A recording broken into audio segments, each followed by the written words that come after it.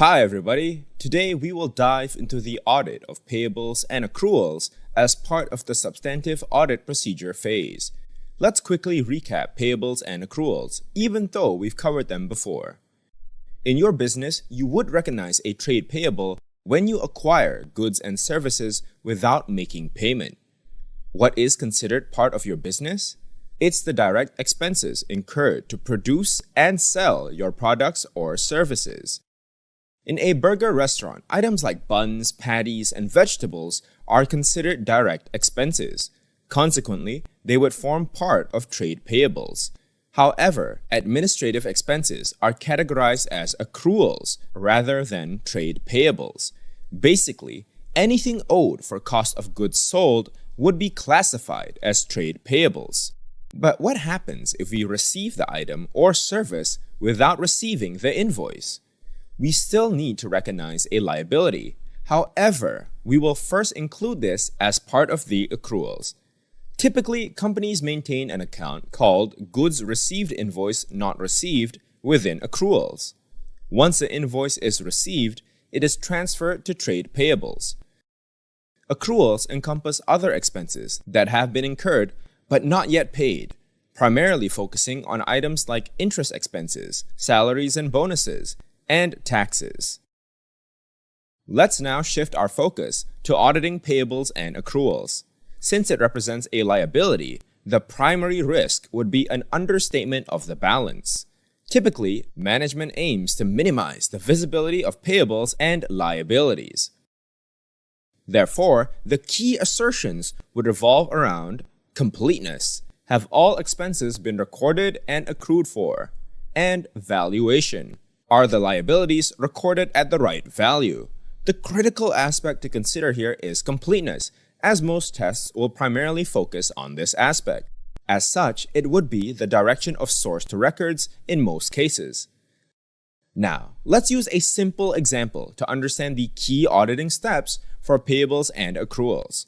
As of December 31st, 20Y2, Main Co. has trade payables totaling $1,200,000. This mainly relates to 4 vendors who they purchased their goods from. Additionally, there are accruals totaling $450,000 as of December 31st, 20Y2, consisting of goods received without invoices and accruals for bonus payments. As per our usual process, the first step is to acquire a summary schedule.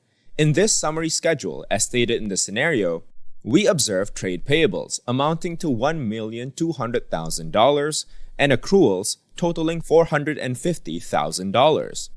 Both balances have increased in comparison to last year.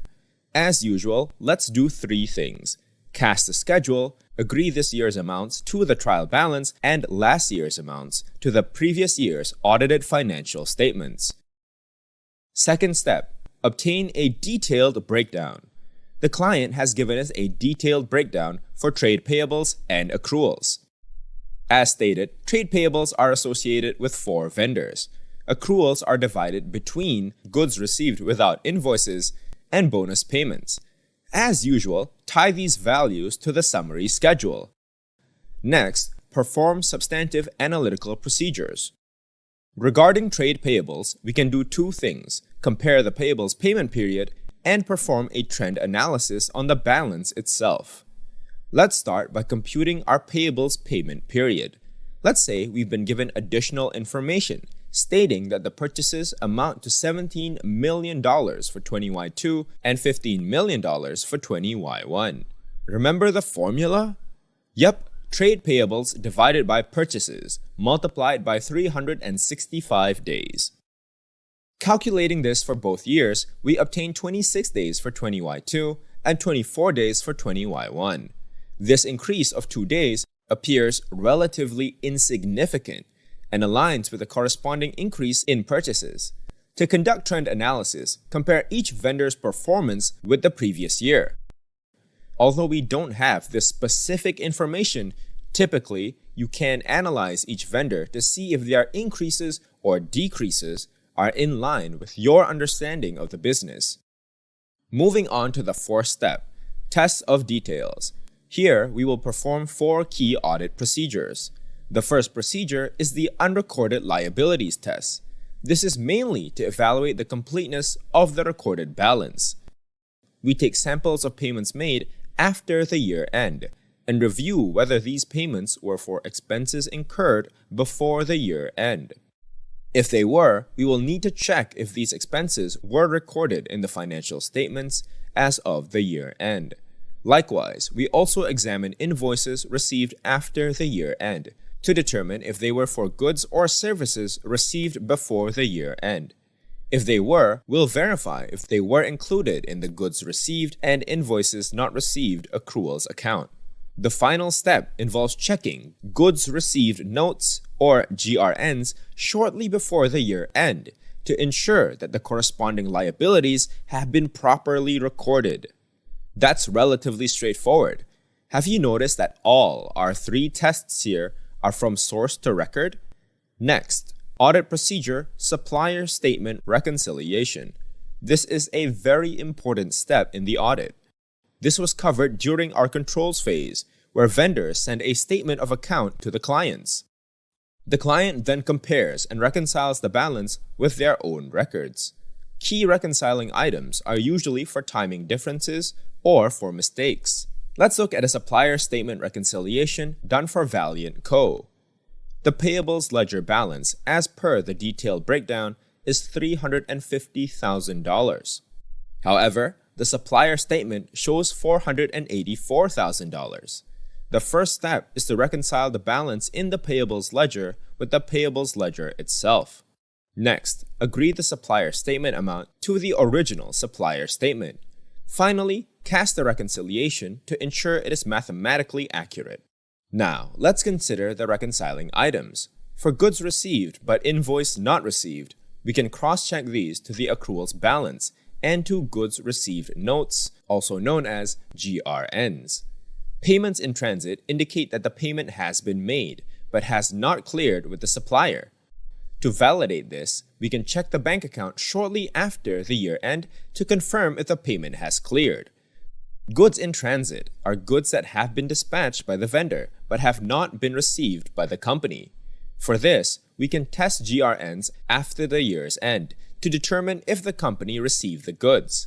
Lastly, it's worth noting that discounts not allowed occur when a payment has been made but hasn't cleared, causing the vendor to not grant an early payment discount. To clarify, let's say Valiant Co. offers an early settlement discount of 5% if Main Co. pays within 30 days. Let's say Main Co. did process the payment on day 29, which means they are eligible for the discount, and hence recorded the discount received of 5%.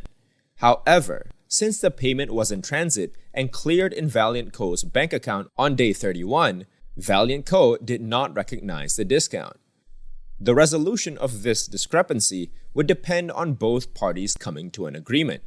If Main Co. can provide evidence to Valiant Co. that the payment's lateness was due to the bank, Valiant Co. may accept this and grant them the discount. However, if Valiant Co. rejects the discount, it would result in an audit adjustment. The third procedure is payable circularization. Auditors only perform this procedure when there is a high risk associated with payables and accruals, meaning there were significant past adjustments or instances of fraud.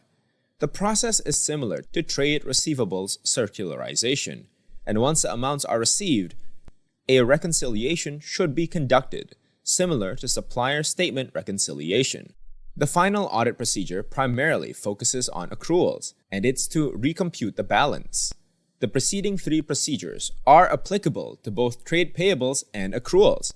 However, recomputation is specifically relevant to accruals.